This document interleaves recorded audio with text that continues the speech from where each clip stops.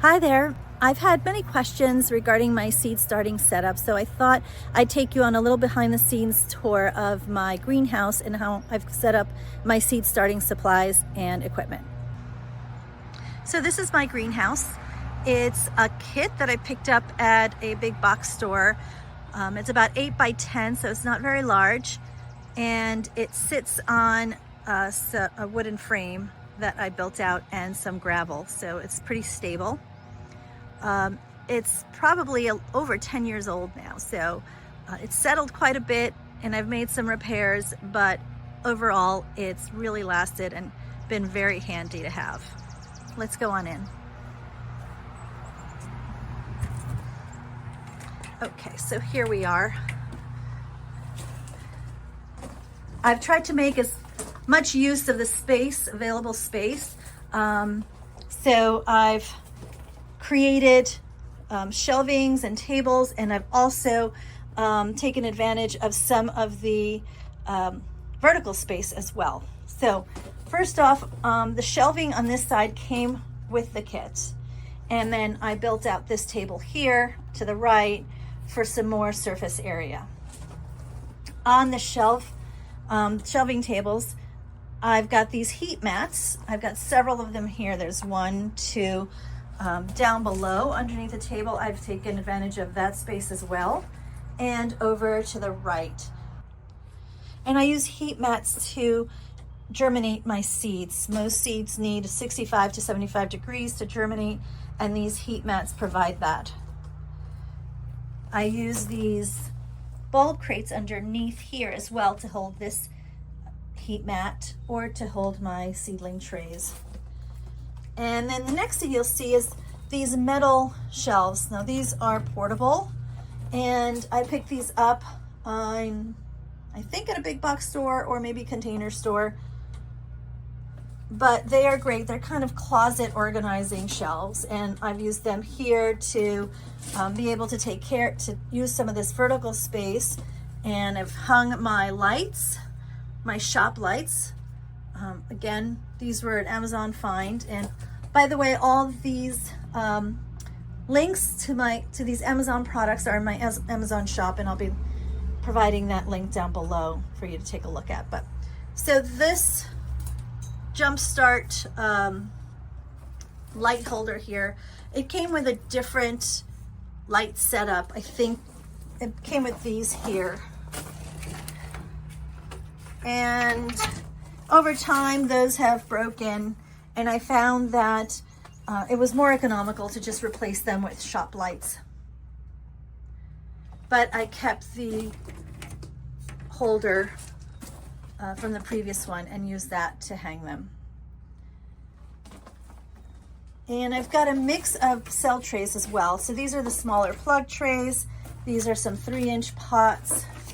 These are some deep-rooted pots here for seedlings that don't like to have their roots disturbed too much. And underneath here, I have storage of various different cell trays, as well as these flat trays that I put underneath the cell trays for watering.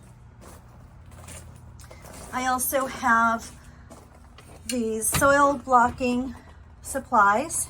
So these are the different sizes of soil blocks. And when I run out of room in the greenhouse here, I start doing some soil blocking just to maximize my space.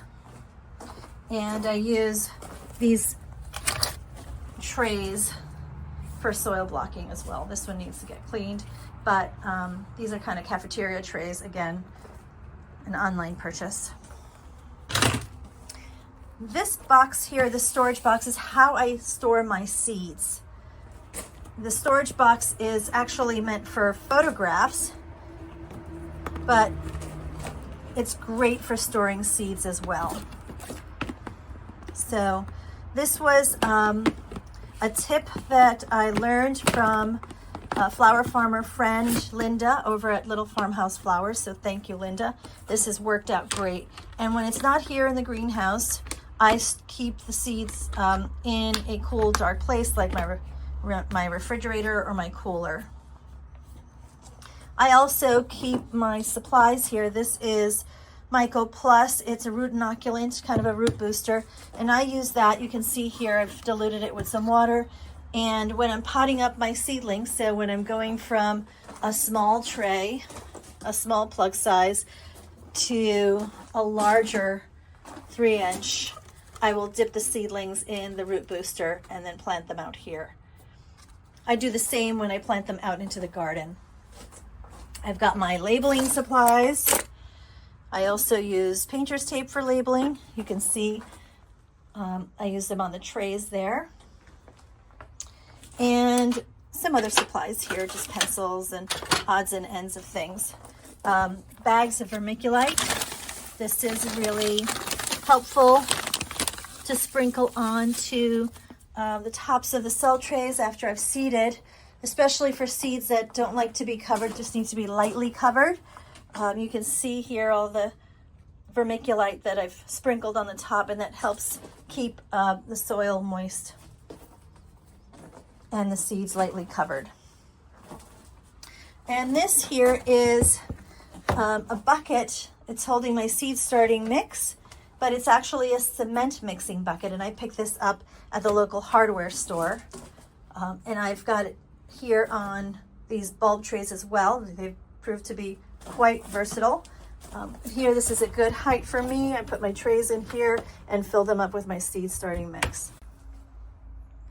The kit also came with these shade cloths, and I keep these on just on one side of the greenhouse so that I can be sure to protect seedlings that just get too much sun. It's not needed right now because, as you can tell, it's a gray day and it's pretty early in the spring, but as the summer rolls on, I do need the shade covers to protect some of the seedlings.